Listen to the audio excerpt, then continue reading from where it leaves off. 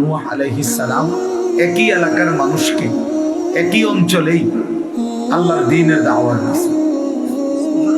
এক জায়গাতে, আজকে চিটাগাং, কালকে সিলেট, পরশু খুলনা, এমন না, একই অঞ্চলের মানুষকে, মনে করেন একটা নির্ধারিত সীমারেখার ভেতরে এই মানুষগুলোকেই তিনি 950 বছর বলে গেছে। হতাশ হন নাই, বলেই গেছে। আমাদের নবী সাল্লাল্লাহু আলাইহি ওয়াসাল্লাম যখন তায়েফের ময়দানে প্রথমবার কালেমার দাওয়াত দিয়েছেন, তখন সবাই প্রত্যাখ্যান করছে, কেউ গ্রহণ করে নাই নবীজির কালেমা, কেউই ঈমান আনে নাই, বরং সবাই নিজেদের বাচ্চা ছেলেপেলেদেরকে লেলায়ে দিছে, পাথর মেরে আল্লাহর নবী সাল্লাল্লাহু আলাইহি সাল্লামকে তাড়ায় দিছে। কিন্তু কিছুদিনের ব্যবধানে ঠিকই এই তায়েফ থেকেও অসংখ্য অগণিত লোক কালেমা পড়ে মুসলমান হয়েছে। এবং খন্দকের যুদ্ধের সময় এই তায়েফের একজন সাহাবীর বুদ্ধিমত্তায় খন্দকের বিজয়ের অনেক বড় সহযোগিতা, সাপোর্ট হয়েছে। তাইলে নবী সাল্লাল্লাহু আলাইহি সাল্লাম সেদিন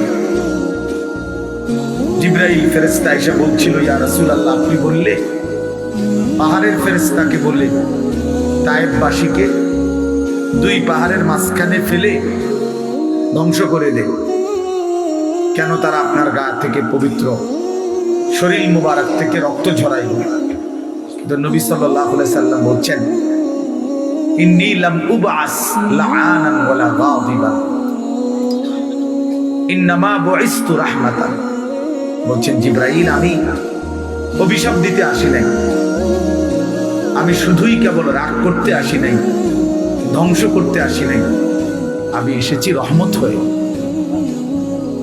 রহমত হয়ে আমি যদি আমার উম্মত ধ্বংস করে দেই কথায় কথায়, তাইলে আমি কালেমার দাওয়াত দেব কাকে?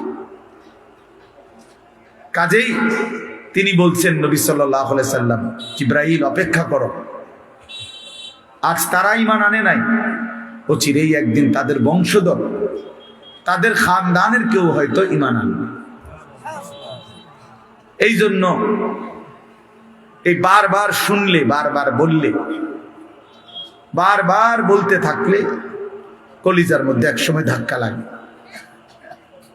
একটা শক্ত পাথরের উপরেও যদি বারবার বৃষ্টির পানি পড়ে, একই জায়গায় ফোঁটা পড়ে, তো একটা সময় এই পাথরটাও ছিদ্র হয়ে যায়, কিছুটা ছিদ্র হয়ে যায়, ডাইবা যায়।